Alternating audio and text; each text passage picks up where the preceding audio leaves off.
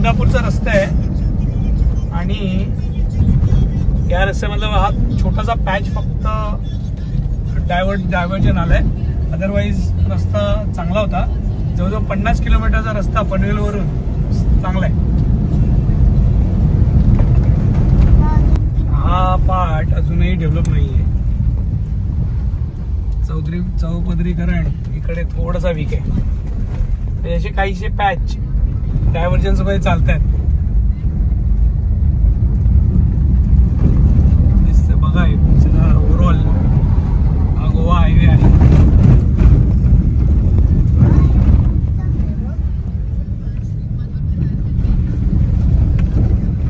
हा patch completely pending आहे.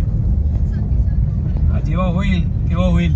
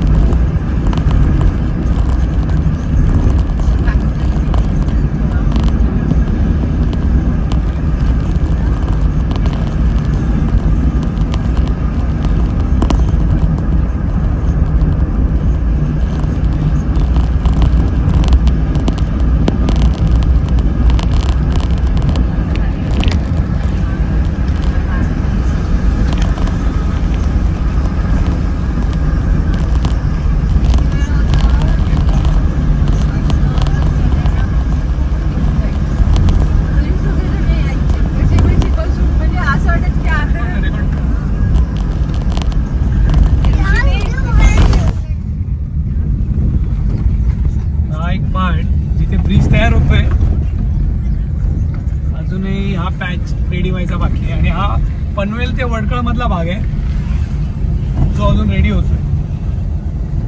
हा ब्रिज झाला तयार तर फास्ट लोक पोहोचतील. अदरवाईज ट्रॅफिक तर आहेच.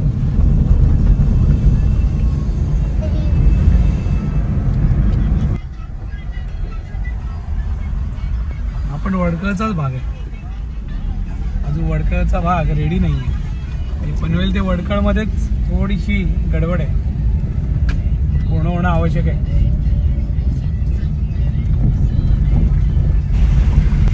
हा वडखळचा ब्रिज आहे ज्याचं काम आता चालू आहे. ते अजून पूर्ण झालेलं नाहीये आणि त्याच्यामुळे रस्ता हा एवढा खराब आहे. थोडंसं ट्रॅफिक पण आहे पण मूविंग आहे. आणि हे रस्त्याला आलेले खड्डे. कॅमेरा हल्ला म्हणजे खड्डे आले. आमचा कॅमेरा पण हलतोय.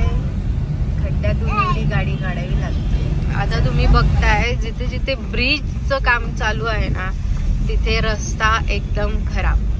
आता इथे पण एक काहीतरी ब्रिजचं काम चालू आहे त्याच्यामुळे रस्ता पूर्ण खराब. म्हणजे ब्रिज चांगला करायचा आणि रस्ता खराब. म्हणजे सरकारला वाटतं ब्रिजचं काम चालू आहे म्हणजे रस्त्यावर कोण जाणार नाही. म्हणून ठेवलं त्याला अक्षरशः. मला वाटतं रेल्वे 4 चौपदरीकरण झालं असतं आतापर्यंत. थोडा वेळ आणि त्याच्यापेक्षा तुला काय वाटतं बुलेट ट्रेन आणा. बुलेट ट्रेन इंदापूरला वाटायला गेले. आणि इथे तेवढे रस्ते असे मोठे नाही आहे. एकदम छोटे आणि ट्रॅफिक होतं तिथे. चौपदरीकरण नाही.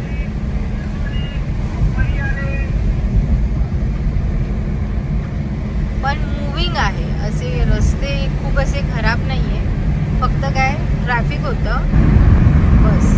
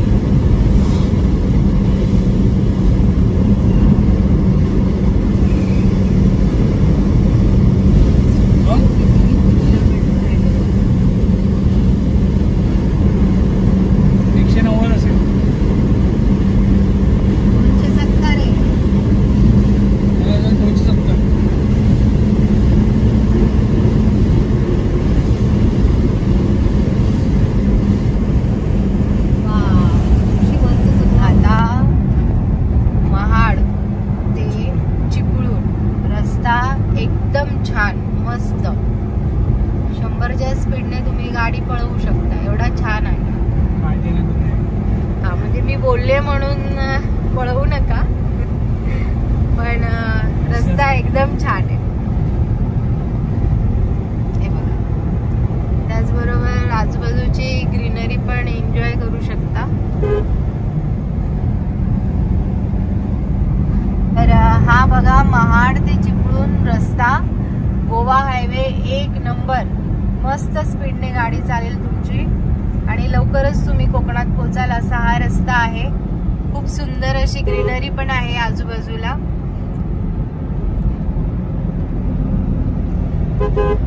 छान एकदम मक्खन सारखा रस्ता आहे.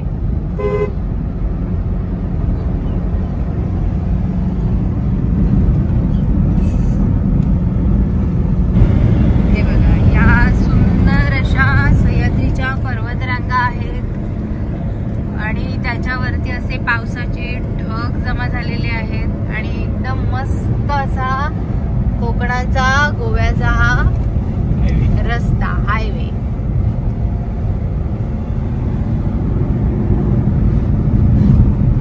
महाड ते चिपळूण ते रस्ता चांगला आहे, एकदम छान. येऊ शकता तुम्ही कोकणात गोव्या हायवेने.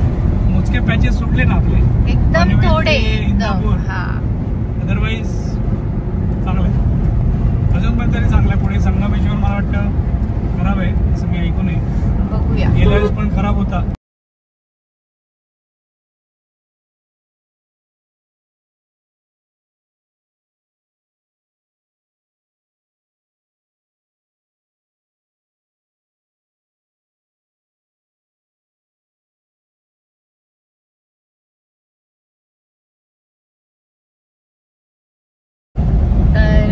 टनेल बघ, हा आहे कशेळीचा टनेल, जो आम्ही पहिल्यांदा लास्ट टाइम फक्त येताना ओपन होता, पण आता हा येताना आणि जाताना दोन्ही साइडने ओपन आहे.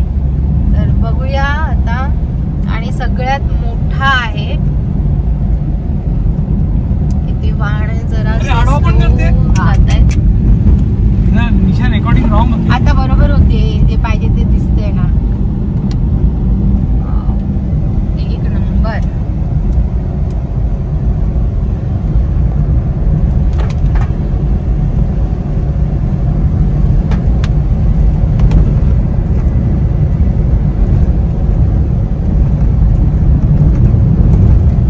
खूप मोठा असा टनेल आहे आणि सगळ्या गाड्या अगदी व्यवस्थित आणि लेनने चालतात. काय आली? स्लो लाईट्स लावले त्या लोकांनी स्पीड टनेल मध्ये.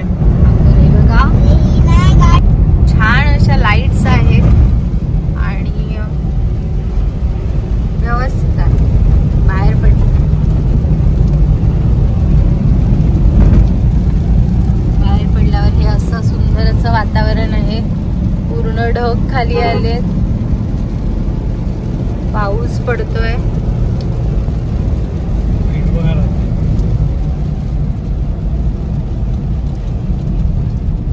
कदाचित ह्याच्यात रेकॉर्ड पण होणार नाही व्यवस्थित, पण प्रत्यक्षात बघाल ना तर सुंदर असे ढग खाली आलेले आहेत आणि रस्ता पण छान आहे. हलकासा पाऊस पडतोय.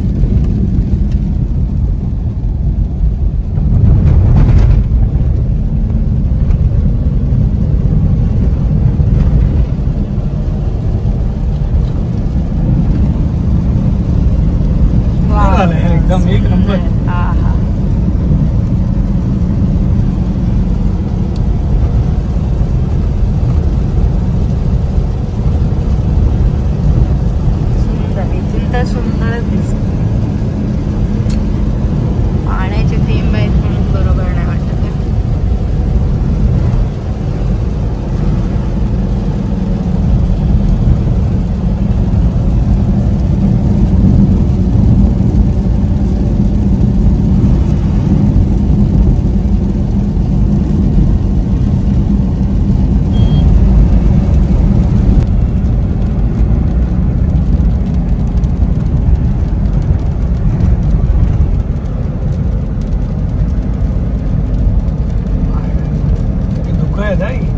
ढग आहेत. ढग आहे, ढग. पाऊस पडतोय म्हणजे ढग आहे. रत्नागिरी तडका ढाबा.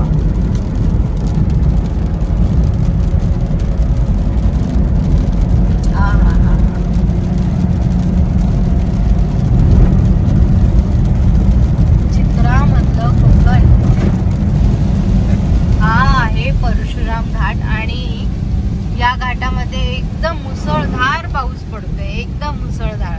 पण रस्ता पण छान आहे, ट्रॅफिक नाहीये, सगळं अगदी स्मूथली आहे. त्याच्यामुळे तुम्ही न घाबरता मस्तपैकी या मार्गाने येऊ शकता. मुसळधार पाऊस पडतोय, कदाचित वरती असल्यामुळे इथे मुसळधार पाऊस पडतो. अच्छा, घाट आहे म्हणून भरपूर असा पाऊस पडतो. सगळं एकदम सफेद, पुढचं काहीच दिसत नाहीये. हे बघा,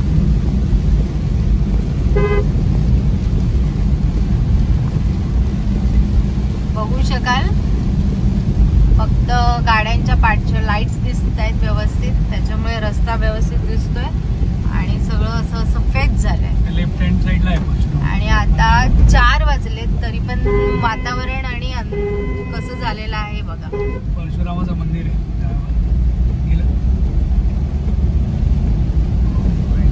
धुकं पडले रे. धुकंच म्हणाला त्यांना. काय आहे म्हणजे 4 वाजायचा टायमिंग आहे आणि वातावरण बघा. हा आहे संगमेश्वरचा रस्ता. सावर्डे आहे कदाचित, संगमेश्वर नाही, सावर्डे आहे. चिपळूण आम्ही क्रॉस केलं आणि एवढा घाणेरडा रस्ता की अगदी रेकॉर्ड पण होत नाहीये. 50 मीटरचा पॅच.